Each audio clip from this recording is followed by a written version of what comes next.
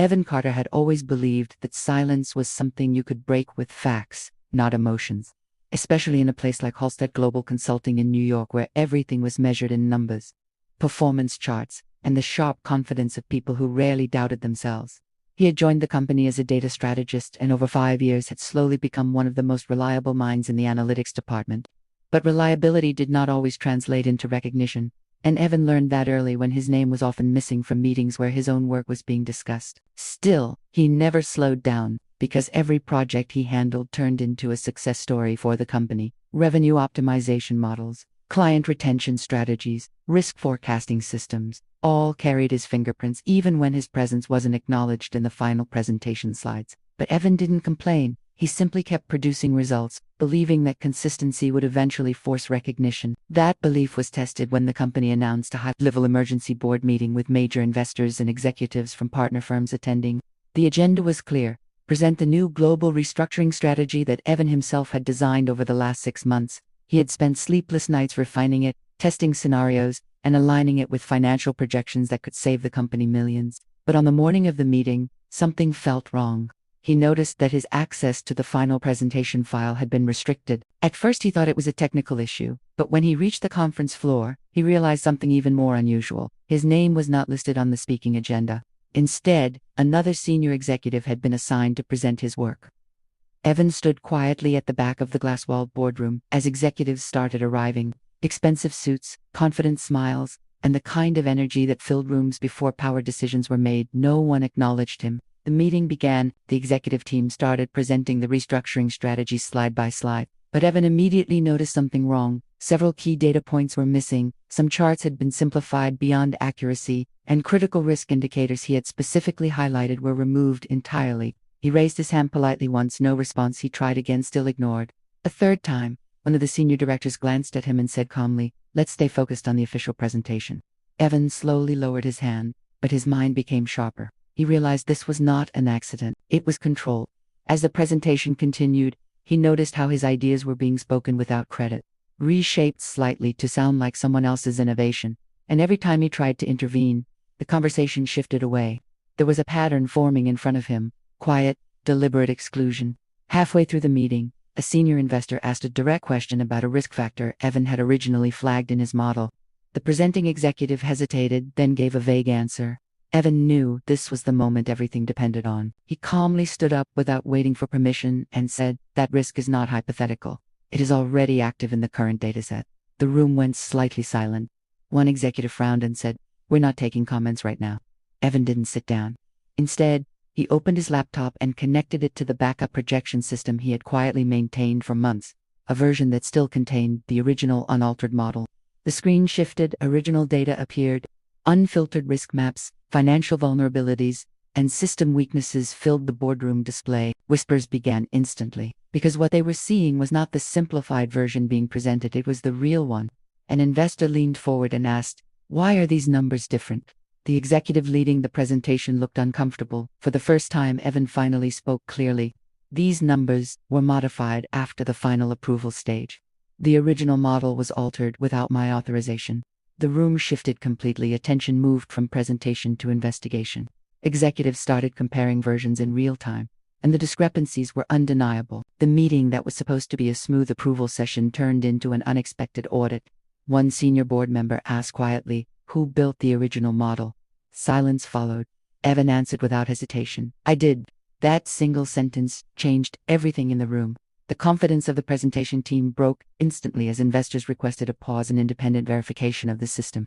Within minutes, the meeting escalated into an internal review session. What Evan had exposed wasn't just a presentation error, it was a deliberate manipulation of data ownership and credit assignment. Later that day, an emergency investigation was launched into internal documentation handling, and Evan's original files were restored and verified as the authentic version. The executives who had tried to redirect credit were suspended pending review. But what surprised everyone the most was Evan's reaction. He didn't celebrate, he didn't argue. He simply said, "This isn't about one meeting. It's about how many others never had the chance to speak at all." That statement stayed with the board. In the following weeks, the company underwent a full structural audit of its internal communication and credit systems, and Evan was invited to lead the redesign of the presentation and accountability framework. He accepted, but not for recognition, for correction. Months later, Halstead Global Consulting became a case study in corporate transparency reform, and Evan's system became the foundation for how contributions were tracked across global teams. But for Evan, the real victory was not the moment he exposed the truth in that silent boardroom. It was the realization that silence only wins when people stop questioning it, and he never stopped again. After the initial investigation began, Evan expected things to calm down quickly, maybe even quietly fade into internal paperwork and corporate damage control. But instead, the atmosphere inside Halstead Global Consulting grew heavier, almost like the building itself had become aware that something buried for a long time was now exposed.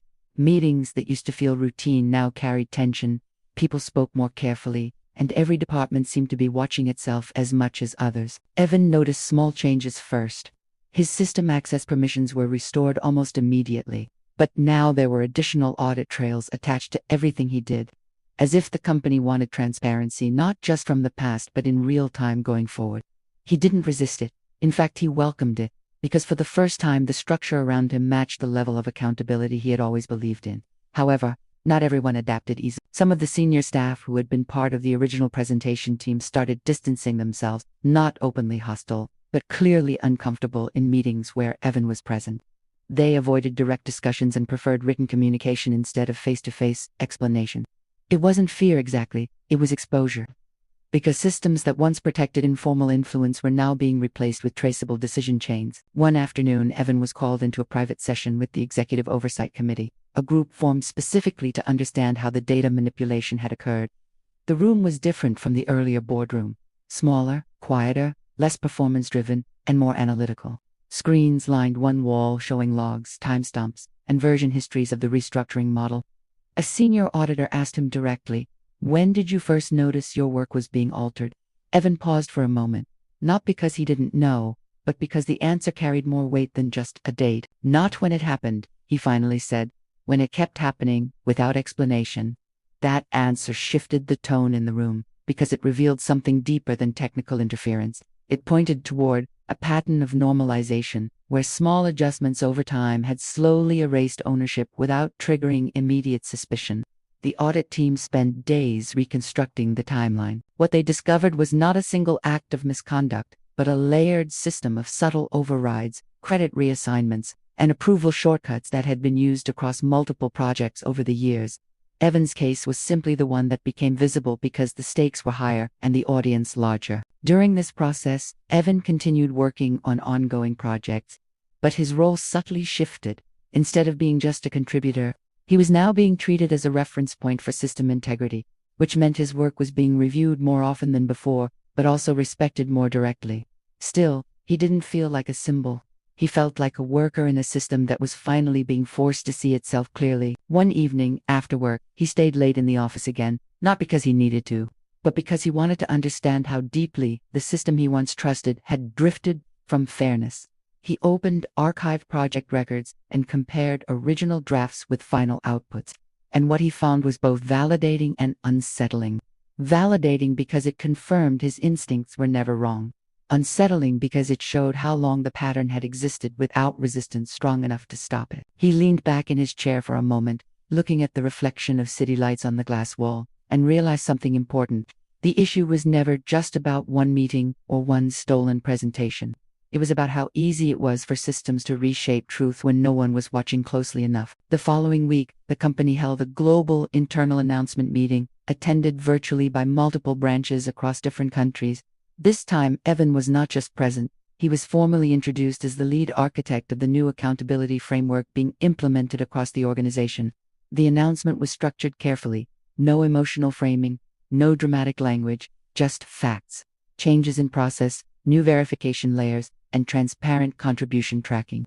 But what made the moment powerful wasn't the announcement itself, it was the silence from the audience, because people were realizing how many decisions in the past had never been fully visible to them. After the meeting, Evan received dozens of messages from employees across different departments and regions, some thanking him, others sharing similar experiences, not necessarily identical incidents, but familiar patterns of being overlooked, reassigned, or quietly excluded from recognition loops. He didn't respond to all of them immediately. Instead, he documented them because he understood something critical now. Individual stories mattered, but system-wide change required structure, not emotion alone. Over the next few months, Evan worked closely with both engineers and policy designers to rebuild how contribution data flowed through the company's internal systems. He pushed for automatic version tracking, immutable audit logs, and visible credit mapping for every major project, not to punish anyone, but to prevent silent erasure from happening in the first place. There were challenges, of course. Some departments resisted the level of transparency, arguing that it slowed down decision-making or made informal collaboration harder. But Evan counted that clarity was not the enemy of speed. Hidden ownership was. Gradually, the system stabilized again, but this time on a different foundation. Projects became easier to trace, credit became harder to manipulate. And employees at lower levels finally began seeing their names attached to work they previously watched others present. One day, months after everything had settled, Evan was walking through the same boardroom where the silent meeting had once taken place. The room was empty, lights dimmed, screens off, but the memory of that moment still lingered in the space. He stopped for a second and thought about how easily everything could have gone differently if he had stayed silent that day, if he had accepted an interruption as normal, or if he had believed that pushing back wouldn't matter, but instead, he had spoken, not loudly, not emotionally, just at the right moment with the right evidence, and that had changed everything. As he left the room, he wasn't thinking about victory or recognition anymore. He was thinking about continuity. Because real change, he realized, is not a single moment where truth wins. It is the systems that ensure truth doesn't need to fight the same battle again. And for the first time in a long time, Evan felt that silence in the room no longer meant erasure. It meant accountability.